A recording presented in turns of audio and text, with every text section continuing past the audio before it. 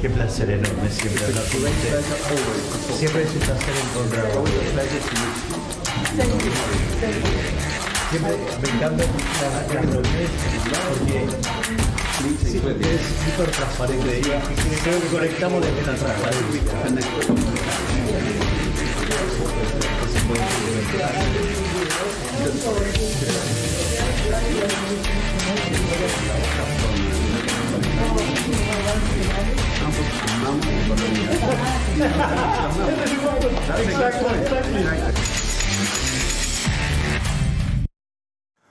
Muy buenas noches a todos, bienvenidos a la noche de 24, bienvenidos a MMC, ya estamos en vivo hasta las 21 horas. Hay toda una discusión respecto a la votación de la ley Bases, que fue un triunfo político para el gobierno esta semana, después de semanas muy complicadas, muy complejas. Finalmente Milei pudo hacer un gol político importante en el Congreso con la aprobación de la ley Bases y el paquete fiscal. De hecho, eso se reflejó también en los mercados, que terminaron con los bonos de la deuda repuntando, bajando el riesgo país y aflojando los dólares financieros.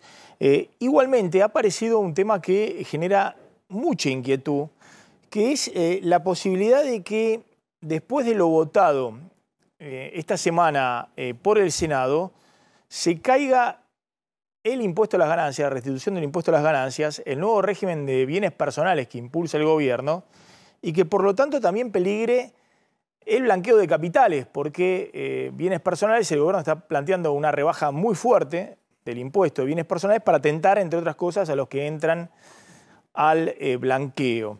¿Y por qué digo esto y por qué esto se está discutiendo en este momento? Bueno, primero apareció un diputado de la Unión Cívica Radical, Fernando Carvajal, por Formosa, ex juez federal, que planteó desde el punto de vista jurídico, a ver si lo podemos ver, que como el Senado rechazó directamente el impuesto a las ganancias, el capítulo del impuesto a las ganancias, lo mismo que bienes personales, la Cámara de Diputados no podría volver a insistir con el tema y se caerían tanto ganancias como bienes personales.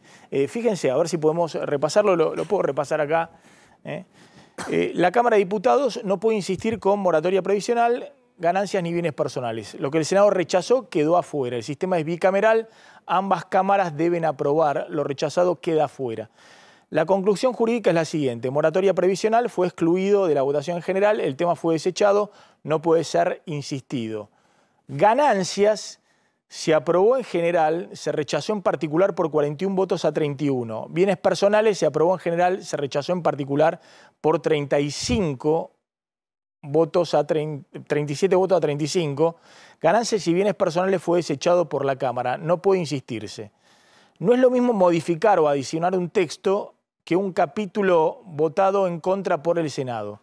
La insistencia solo opera cuando hay una aprobación con cambios, no cuando el Senado rechaza en forma expresa. ¿Qué significa esto? Bueno, hay todo un debate, parece que está dividida la biblioteca, pero hay todo un debate respecto a que si el Senado rechazó, como rechazó ganancias y bienes personales, la Cámara de Diputados no podría insistir con el tema, porque ya tendría una de las cámaras que está rechazando, no es que aprueba con modificaciones.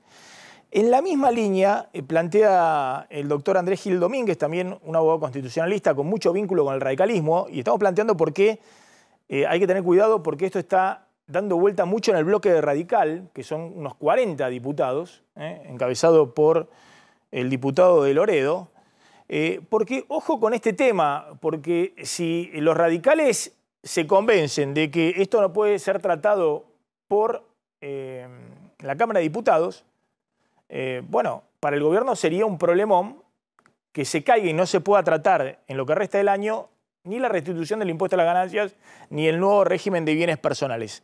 Lo mismo, Gil Domínguez va con el mismo planteo, que en realidad no hubo correcciones que se introdujeron a ganancias y a bienes personales por parte del Senado, no hubo correcciones, sino que hubo un rechazo tanto al capítulo de ganancias como al capítulo de bienes personales, ¿no? Es una línea de la biblioteca. Hay otros abogados constitucionalistas que opinan diferente, que dicen que ese rechazo puede actuar como una modificación y por tanto Diputados podría volver a insistir para aprobar ganancias y bienes personales.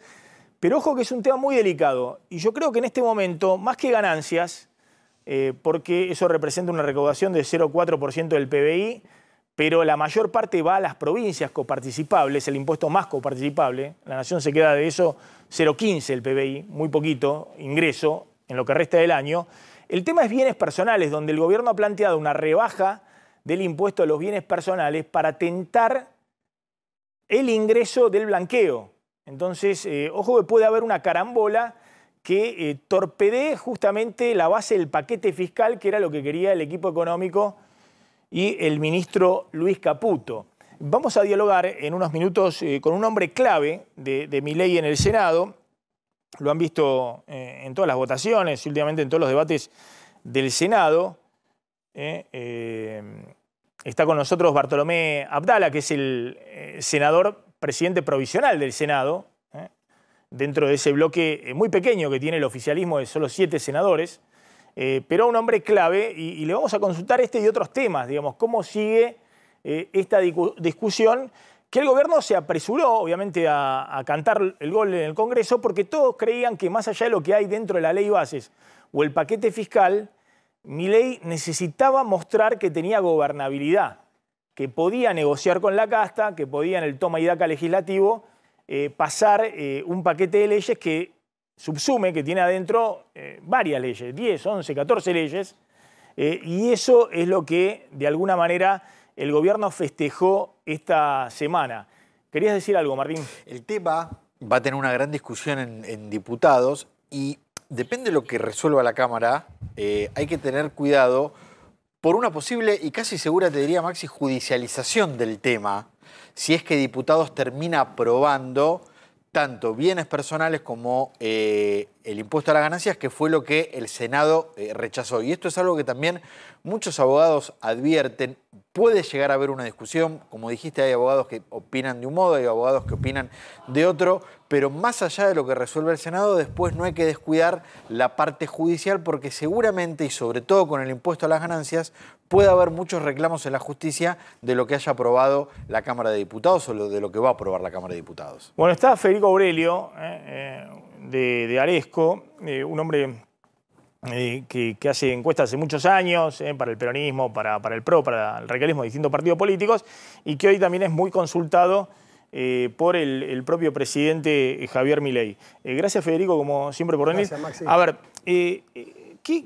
¿qué surge de esta semana de la negociación política en el Congreso, donde Milei mostró que tiene pragmatismo y también un máster de negociación con la casta, ¿no? Se le dio a una senadora, los 3 senadores claves, la senadora por Neuquén, se le dio una embajada en la UNESCO en París, al senador de Unión por la Patria de Entre Ríos, puestos y manejo en Salto Grande, y también muchas versiones de que la negociación con Camado Espínola, el senador de Unión por la Patria de Corrientes, también un toma y daca por espacios de poder dentro de los organismos descentralizados del Estado. ¿Cómo ve la sociedad o la sociedad no presta atención a estas cosas? Bueno, la sociedad generalmente le presta poca atención a estas cosas. De hecho, cuando uno le preguntaba sobre la ley bases y la gente te decía si estaba de acuerdo o en desacuerdo, más que estar en acuerdo o desacuerdo por lo que implica la ley bases, la gente te respondía por el acompañamiento o no que hacen al presidente. Entonces, los que acompañan a Milei te decían, mira, si bien yo no lo conozco bien, el tema, el presidente, si Milei lo apoya, el presidente necesita esta herramienta, yo estoy de acuerdo, y al revés, los que estaban en desacuerdo. Y aparte, tengamos en cuenta que si bien, como vos bien dijiste, es una herramienta que le da gobernabilidad al presidente y que le permitió tener su primera ley, la aprobación general de su primera ley, no deja de ser una asignación de mayor responsabilidad al gobierno, porque ahora que empieza a tener sus herramientas es donde va a tener que cumplir con las expectativas de la gente con mayor creces. Porque digo, antes, si no le aprobaban las leyes y no tenía capacidad de llevar a cabo su plan de gobierno, siempre podía desarrollar la cuestión de, bueno, yo no pude hacer los proyectos que yo quería desarrollar. Ahora, si bien, como vos describías en la introducción del programa, falta la definición de temas bastante relevantes, sobre todo las cuestiones impositivas, pero por lo menos pareciera que se está iniciando el camino o la senda de que el presidente va a contar con el acompañamiento de las legislaturas, de la aprobación de varias de las herramientas que él necesita. Desde la óptica de la gente, hoy se mantiene ese impasse, ese compás de espera, esa esperanza de que las cosas vayan a mejorar, y esto lo que hace no modifica el día a día de la gente, todavía no modifica nada la situación de la Argentina y por lo tanto para la gente es inocua en ese sentido. Te voy a preguntar después, bueno, si ha virado la preocupación de la inflación al desempleo. Si está viendo ahí de manera subterránea una preocupación creciente por el tema del empleo, la desocupación, es decir, de la preocupación por la inflación al temor al desempleo. Voy a dialogar, gracias senador por venir, con el senador de La Libertad Avanza, Bartolomé Abdala, que es el presidente provisional del Senado. Gracias, senador. Bueno, planteábamos recién esto, ¿no?, que ha sorprendido la discusión de si se puede caer impuesto a las ganancias y bienes personales por estas objeciones que están planteando desde el radicalismo o algunos constitucionalistas. Bueno, la verdad que lo que sucedió no es algo que sucede habitualmente en la democracia argentina. Hace mucho tiempo que el Senado estaba prácticamente parado, esto no funcionaba. Ahora funcionó y hubo acciones y sucedieron cosas. Las cosas que sucedieron, en líneas generales, nosotros estamos conformes, por no decir contentos, digamos, pero estamos conformes. Y después, por cierto, que esto vuelve a diputado, hay que ajustarse al artículo 81 de la Constitución Nacional, ya una carta, un acta, mejor dicho, que firmaron ambas cámaras el 26 de octubre del 95. Allí es donde se especifica qué hacer en estos casos. Naturalmente, hoy el diputado tiene dos proyectos, el que aprobaron ellos y el que aprobó el Senado. En función de esos dos proyectos, no pueden ampliar una coma de eso, tienen que resolver en base a los dos proyectos que tienen. Si resuelven en base al proyecto que tienen ellos en diputados, sería insistir en términos prácticos para que la gente lo entienda, y también pueden aprobar necesitan aprobar las correcciones o adicciones que nosotros hicimos en ese proyecto original que envió la media sanción.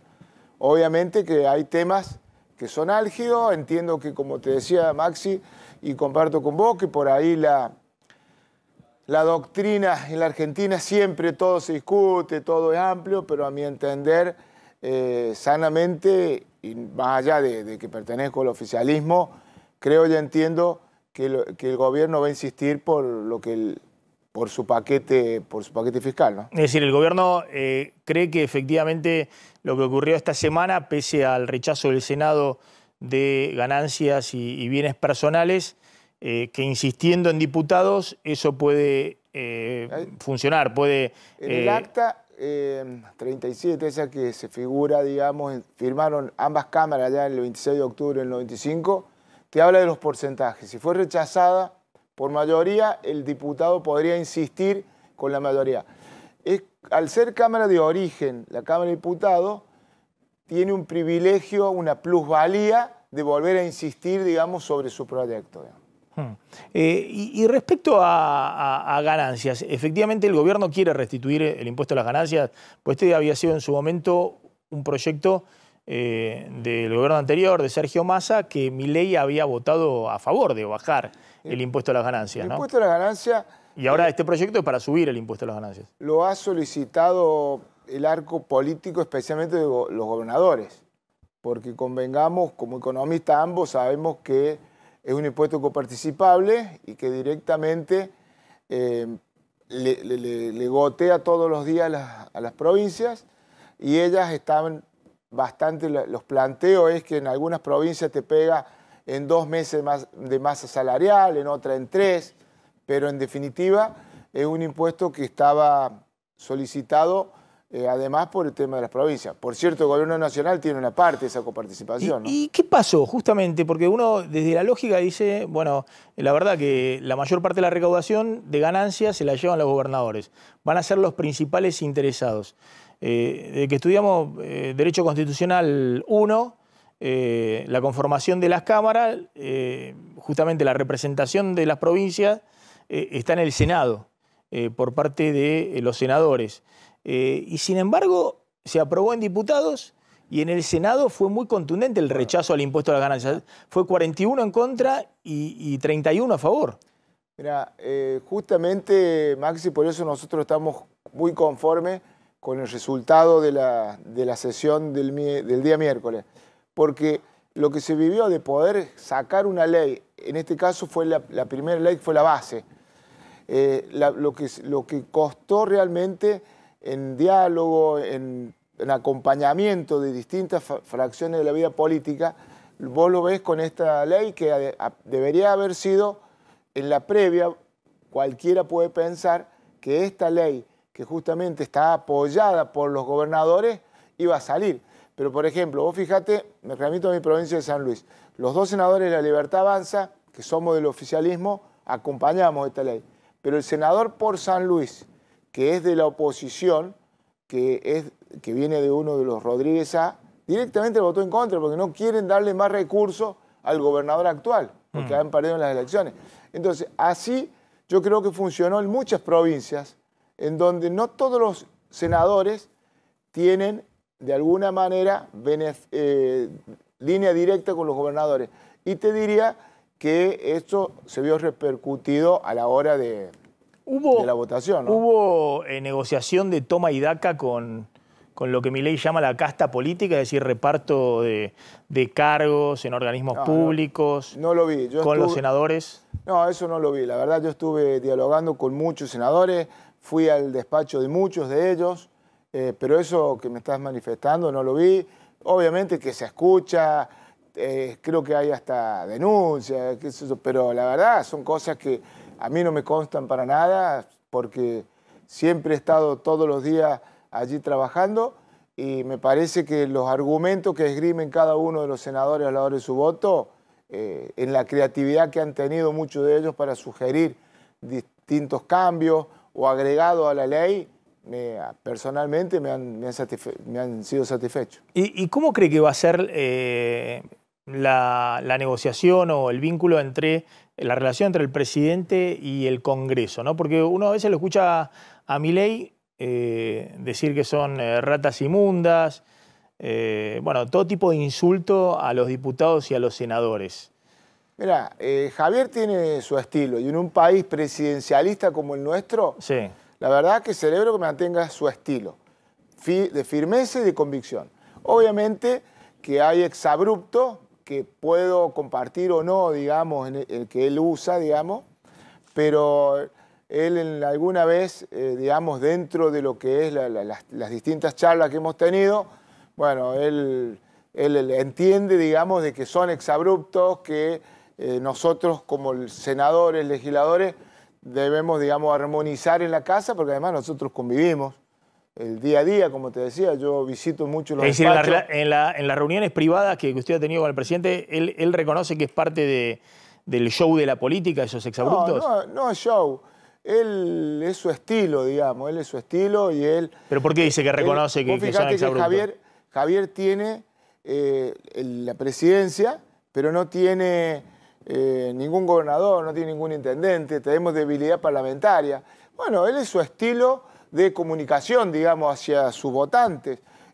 Convengamos que si hay algo que Javier tiene hoy de valor como presidente, es el apoyo que tiene de la ciudadanía, a pesar de que estamos bajando la inflación, de que tenemos superávit, todo eso se logró dándole prioridad al gasto, y darle prioridad al gasto significa que la base monetaria se ha achicado. Por eso es importante esta ley, porque la ley base te permite una retroalimentación de la economía interna a través de la exportación, que nosotros dejamos de exportar. Antes no te dejaban exportar carne, por ejemplo, o te ponían trabas a muchas cosas, y también con el tema del RIGI, que es la posibilidad de recibir inversiones de un dinero que hoy no está en la economía, en la base monetaria, y que es muy bueno que se vuelque a favor de la Argentina, ¿no? Se lo pregunto porque puede ser que esos exabruptos, insultos, como quiera llamarlo,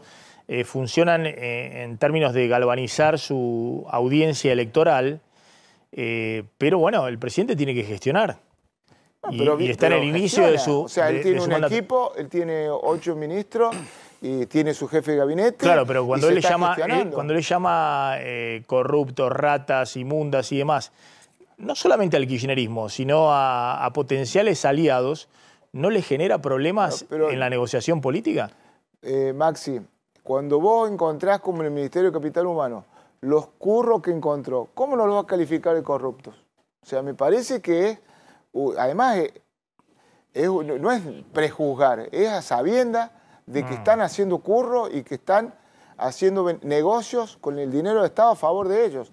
Entonces me parece que desde ese punto de vista, con todo lo que se ha vivido en la Argentina, bolsos, bueno, un montón de negociaciones. No, pero me refiero a que Milei incluye a la casta, no solamente al kirchnerismo, sino también considera que los radicales son la casta, que el peronismo no kirchnerista son la casta, y son los que le están dando los votos para poder gobernar. Personalmente, no considero que muchos actores de la vida política sean casta. Eso es mi mirada personal.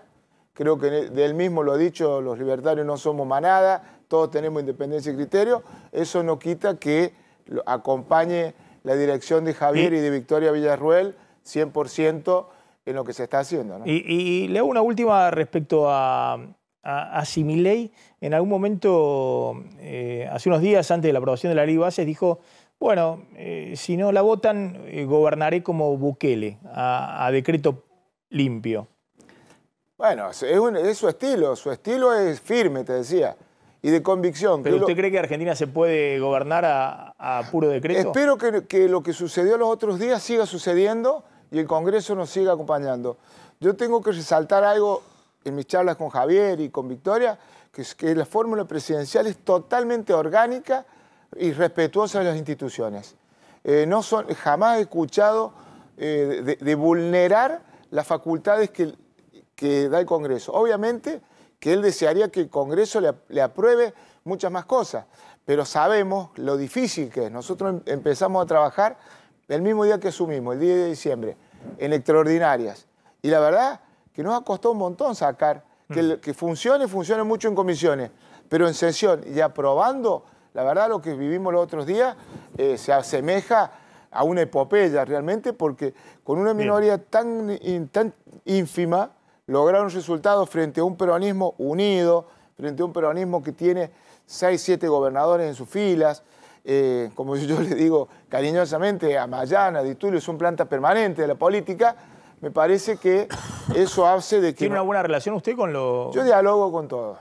¿Con el jefe del bloque de Unión por la Patria, de Unidad Ciudadana? Sí, yo tanto con Juliana como con José dialogamos, nos llevamos dentro del marco del diálogo institucional muy respetuoso, y creo que eso enriquece y te da la posibilidad de llegar a acuerdos, y que algunas cosas en el futuro espero que nos empiecen a acompañar, como se lo he pedido muchas veces. Una última de Martín Angulo, de un tema que está en este momento en el candelero, ¿no?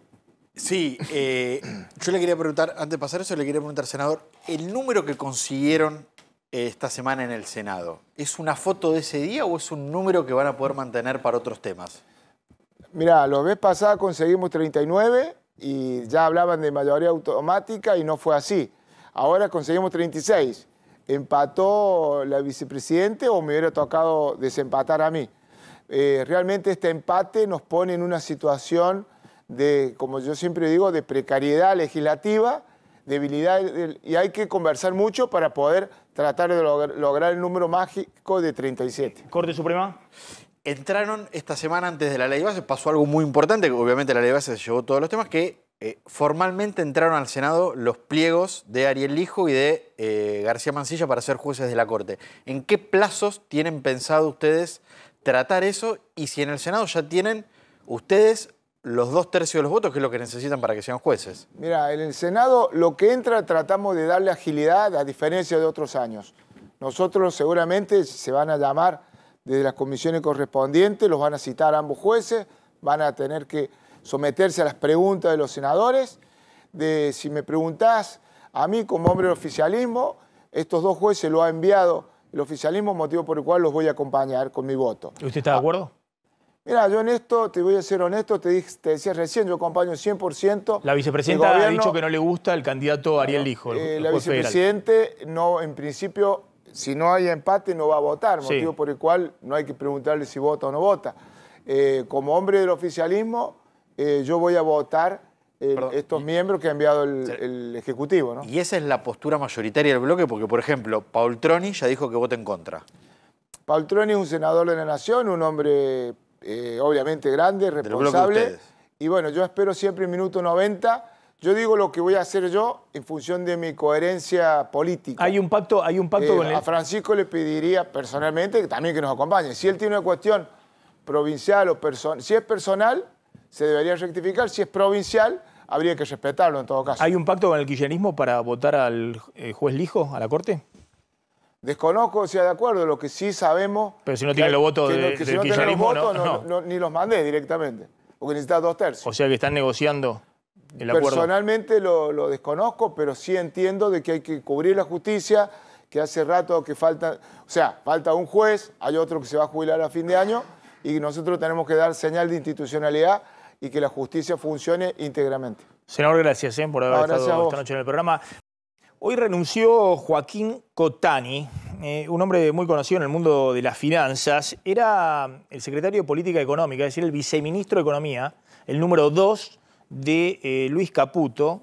Es la salida más resonante desde la llegada de Milei al poder en el Ministerio de Economía. Y un hombre que fue funcionario en los 90 de Domingo Cavallo, ¿no? Si uno pone ahí Cotani, Domingo Cavallo, Caputo, algo está pasando, porque Cavallo ha sido muy crítico en los últimos tiempos respecto a la orientación de la política económica. Dice que se está acumulando un atraso cambiario, que el gobierno sigue manteniendo el cepo, que el crawling peg del 2% mensual es inconsistente, que debe moverse rápido para evitar... más temprano que tarde, una devaluación que obviamente volvería a impulsar la inflación y volver todo a foja cero. Y algunos dicen que si bien adujo razones personales, tiene toda su familia en Estados Unidos, se vino especialmente de Estados Unidos, donde estaba trabajando para integrarse al equipo económico, es toda una señal, ¿no?, de que hay una diferencia de criterios de cómo seguir la fase 2 del programa económico. Insisto, un hombre que en su momento creo que fue uno de los primeros funcionarios que Caputo dijo, me acompaña Cotani como número 2 en el Ministerio de Economía, como una forma de decir tengo a alguien de peso en el Ministerio de Economía, ¿no? Alguien que tiene una visión más, no solamente del mundo financiero, también como macroeconomista y que estuvo con Cavallo en el equipo de la convertibilidad en los años 90. Hoy fue un día en el cual finalmente cerró la semana con el dólar blue en 1.280 pesos, una baja del riesgo país, un repunte de los bonos, pero la señal de alerta respecto a la acumulación de reserva del Banco Central. Hoy el Banco Central volvió a vender 130 millones de dólares, cuando estamos en plena época de liquidación de la cosecha de soja y el Banco Central debiera estar comprando 200, 250, 300 millones de dólares diarios y no está pudiendo acumular reservas de manera importante. En el Banco Central dijeron que hoy había que hacer un pago de energía de 100 millones de dólares a Paraguay, que lo que está sucediendo es que se están regularizando los pagos de importaciones, pero ahí hay una lucecita de alerta porque, justamente volviendo a las advertencias de algunos economistas, entre ellos Cavallo, hay dudas respecto a cómo va a seguir la segunda parte del año el Banco Central acumulando reservas y sigue acumulando atraso cambiario. Y hoy, y ahora vamos a hablar con Federico Aurelio y Martín Angulo, estuvo nuevamente Milei ahí en el G7, en Italia, y fíjense, estuvo con Kristalina Georgieva, con la número 1 de el Fondo Monetario Internacional hay un video que lo vamos a mostrar. Bueno, mostrémoslo. Excelente. Qué placer enorme siempre hablar con usted. Siempre es un placer encontrarlo. Siempre me encantan las reuniones porque usted es hiper transparente y creo que conectamos desde la transparencia. Es un buen punto. Creo que sí. La otra forma en la que nos conectamos es que ambos amamos la economía y nos entusiasmamos. El otro día estaba en una cena con un profesor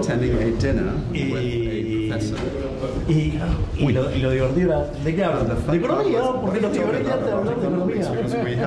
Exactamente. Y está claro que lo disfrutamos. Creo que lo probamos también en las charlas. Bueno, ahí estaban en la reunión, obviamente, para las cámaras y demás, hablando de cosas de no mucha trascendencia, ¿no? Con gestos, si se quiere, risueños y demás. La Argentina necesita encarar una nueva negociación con el Fondo Monetario Internacional y ver si el fondo efectivamente pone a disposición fondos frescos o no para la Argentina. El FMI, que sigue enviando, hoy lo hizo la número 2 del FMI, Guita Gopinath, advertencia respecto a que hay que mejorar la calidad del ajuste. Plantea, hay que aprobar impuestos a las ganancias, hay que quitar lo que se llaman gastos tributarios, que son las exenciones sectoriales o geográficas, Tierra del Fuego o régimen de software y otros, lo que se llaman gastos tributarios, subsidios, y recordar también los subsidios energéticos. El fondo planteando esa agenda y nuevamente advirtiendo que el dólar no debe atrasarse, ¿no? Que debe ser un dólar real competitivo. El fondo sigue desconfiando de la regla cambiaria del 2% mensual del tipo de cambio oficial que lleva adelante el ministro Luis Caputo. Ahora le voy a preguntar a Federico Aurelio, ¿cómo ve la sociedad, digamos, estos primeros 6 meses de Milei? ¿Qué espera para lo que resta del año? Uno ve las imágenes, pongamos las imágenes de Milei con Meloni, toda la vuelta incluso con Biden, digamos. Este es el primer viaje donde Milei tiene una agenda, si se quiere, de jefe de Estado. Todo el resto eran relaciones personales, su movida partidaria en España, es decir, juego de influencer global, ¿no? Milei denunciando el comunismo en el mundo y cómo todos los países vengo de un futuro apocalíptico, dijo Milei, tipo Terminator, y hablando de cosas que no parecen en la agenda de la Argentina. ¿Cómo va el reclamo de la sociedad y esa agenda de Milei? ¿La sociedad presta atención o solamente le interesa que baje la inflación? Bueno, la sociedad presta atención a muchas cuestiones, Sí. cada vez a menos cosas, porque como suceden tantas Claro. y la información con las redes sociales es tan difusa y rápida, se está evaluando pocas cuestiones en profundidad. Eso desde la óptica de las noticias. Ahora, desde la óptica de las preocupaciones, indudablemente en la Argentina sigue predominando la preocupación por lo económico. Y ahí, yendo a lo que vos comentabas antes, la inflación, que ha sido considerado por los argentinos lejos como el principal problema durante todos los últimos años, no solamente en los últimos meses, es la primera vez que no es la principal preocupación económica. La principal preocupación económica hoy es la actividad económica y su incidencia en el empleo. Es decir, que cuando vos le decís entre estas dos cuestiones qué te preocupa más, el 60% de los argentinos dice actividad económica y empleo y el 40% te dice inflación. Y para darte más datos, cuando yo le pregunté en la última encuesta nacional en los precios que vos compraste en los últimos 15 días, el 55% dijo que se mantuvieron o bajaron. Fundamentalmente 40% de ese 55% es que se mantuvieron.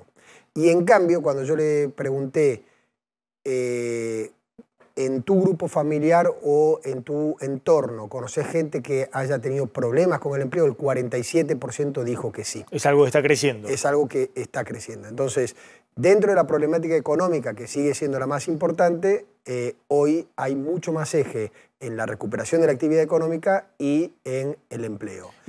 Y la pregunta sobre eso, uno mira las estadísticas del Sistema Integrado Previsional Argentino, hay 100.000 puestos de trabajo menos desde noviembre en relación dependencia privado registrado. ¿Eso es una buena noticia o no para el gobierno que baje en la escala de importancia la inflación y que suba la desocupación? Que baje la inflación es una muy buena señal porque es el problema que no solamente era la principal preocupación, sino que cuando vos le preguntabas a la gente en todos los años anteriores la expectativa, muy pocos te decían que iba a bajar. Y ahora hay una expectativa importante. Esperamos un segundito ahí, hago una tanda y la seguimos. Ahora vamos. El otro tema, ¿no? A nivel de actividad y empleo. ¿Cómo impacta eso en las expectativas de la gente y lo que sería la agenda que tiene que abordar el gobierno en la segunda parte del año? Tanda cortita y volvemos.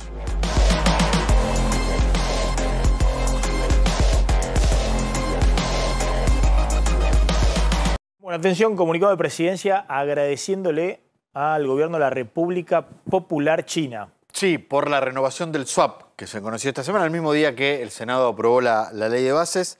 La renovación del swap es un alivio para el sistema financiero y contribuye al saneamiento del balance del Banco Central, la parte más destacada del comunicado, y habla del vínculo respetuoso entre ambos países después de que Milei había dicho que no ibas con los comunistas, no se sentaba a hablar. Si quería hacerlo, si los privados querían hacerlo, no había ningún problema, pero que él como presidente no lo iba a hacer, bueno. Los comunistas le tiraron un salvavidas esta semana, vamos a ver a cambio de qué, no está claro. ¿Y está confirmado el viaje o no está confirmado todavía? No, por lo menos oficialmente del gobierno de que Milei viaje a China no está confirmado. Bueno, vamos por lo menos oficialmente el gobierno sí, se va a encontrar no confirmó con Xi Jinping en algún momento para agradecerle personalmente, lo van a hacer pasear por el mausoleo de Mao, sí, claro. Le van a hacer bullying, digamos, me parece, desde el punto de vista rápido. Ideológico, claro.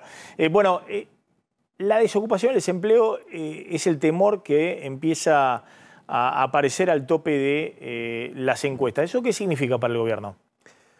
Significa que hasta ahora el sostén del acompañamiento no es que la gente te dice estoy viendo que las cosas están mejorando, sino que tengo la esperanza de que las cosas mejoren. Entonces, por más que la inflación vaya bajando, si eso no genera una mejora del poder adquisitivo, porque lo que te mejora la inflación lo perdés con problemas en el empleo, no va a haber una mejora de la situación económica y por lo tanto no se va a transformar esa expectativa en una realidad. Entonces, ahí el talismán que tiene el gobierno es que en un tiempo determinado, difícil de determinar, es que la gente va a necesitar, para seguir acompañando esta gestión, que esa expectativa se transforme en una realidad. Entonces, mejora la inflación y tiene que empezar la recuperación de la actividad económica y del empleo. Si no, va a caer el acompañamiento a la presidencia. A todos les sorprende que Milei tiene un votante, un adherente que ha sido muy estable, ¿no? Desde que llegó 50 y pico y se mantuvo estable, ¿no? Con una sociedad polarizada. Otro 45, más o menos, en contra, ¿no? Que no ha tenido lo que generó al principio, por ejemplo, Mauricio Macri o Alberto Fernández, que fueron mucho más allá de sus votantes, ¿no? Casi 70% de adhesión y después cayeron. ¿Milei qué necesita en el próximo año, de acá a mediados del año que viene, para mantener la estabilidad de sus votantes? ¿Seguir hablándole a ese votante o darle respuestas económicas a ese votante? No. Lo que necesita para solidificar el acompañamiento que hoy tiene, que se sustenta en esperanza, es que se vean los resultados de lo que la gente está necesitando, es decir, sobre todo las cuestiones económico-sociales. A esta altura de la gestión, Alberto Fernández tenía mejor acompañamiento, pero estábamos en los meses iniciales de la pandemia, así que no era comparable la situación. Y Macri ya estaba empezando a sufrir el desgaste del ajuste de los servicios públicos que él hizo en el 2016, con lo cual no son absolutamente comparables. Ahora, en algunos ensayos electorales que estamos haciendo ya en vistas al 2025, muy prematuro, no están definidos ni los espacios y demás, lo que hoy se observa es que Milei está traduciendo muy bien ese acompañamiento en intención de voto. Entonces, Es decir, que ha diluido totalmente al espacio del PRO y se queda con 45% en realidad, sí, de los votos. Exactamente. El espacio del PRO hoy la gente lo visualiza como parte del espacio que lidera Milei. Entonces, Bullrich, de hecho, se ha reposicionado, ha mejorado su nivel de imagen desde que es ministra del gobierno de Milei, y Milei hoy está capitalizando casi todo el espacio no peronista. Es decir, que se ha beneficiado de alguna manera, derrumbar al espacio ese que lideraba el PRO dentro de Juntos por el Cambio. Ahí muchas veces a uno le preguntan, bueno, pero el 30% de piso que tiene Milei está dado por lo que tuvo en la primera vuelta y en cambio el voto de Bullrich es un voto más transitorio. No, ahora los dos acompañan por igual. La variable de sostener el acompañamiento o no va a ser a quién votaron en primera vuelta, sino si mejora o no la situación económica. Una noticia, Martín Angulo, respecto a los detenidos en la marcha del otro día frente al Congreso. Los 33 entre ayer y hoy ya fueron indagados por la jueza federal María Servini. En estos momentos se está resolviendo si hace lo que le pidió el fiscal Carlos Stornelli, que es que todos queden detenidos para investigar algo que entiende el fiscal y que va en línea con el gobierno, que acá pudo haber existido una organización, una suerte de complot contra el Congreso, o si acepta los pedidos de excarcelación que cada una de las defensas de los 33 detenidos les está pidiendo. Hoy, además, la ministra de Seguridad, Patricia Bullrich, envió a la justicia el costo de lo que fue el operativo. 130 millones de pesos, dijo el gobierno, que costó el operativo de seguridad entre sueldo de personal, combustible y elementos que se utilizaron, y está pidiendo que eso sea pagado, tanto por los que están detenidos ahora como eventualmente quienes puedan llegar a ser nuevos detenidos por la investigación judicial. Reapareció Sandra Petovelo, la ministra de Capital Humano, a ver si podemos ver brevemente el video. Una situación extraña, además, un grupito, ¿no?, chiquito de militantes en la 9 de julio. En el Obelisco ayer. Y ella hizo una videollamada. Convocados por un influencer amigo de Petovelo. Sí, póngalo, a ver, póngalo, ¿no? En el barro y no los voy a sacar. No los voy a sacar. ¡Vamos! ¡Vamos! Hagan lo que hagan lo que me hagan, ya estoy adentro y no voy a parar. No voy a parar. ¡Vamos! Y pienso que si bajo los brazos, todo lo que hice hasta ahora no va a valer la pena. Así que bueno, me sirve un montón lo que están haciendo porque necesito el apoyo. Realmente es muy difícil seguir adelante, pero no voy a abandonar. Primero porque vine acá para bancar a mi amigo, y a mi amigo solo no lo voy a dejar. Y segundo porque creo que cada semana. Gracias, Aurelio. Gracias Martín Maxi. Angulo. Nos estamos retirando. Se quedan en A24. Nos reencontramos el lunes. Chau, pásenla bien.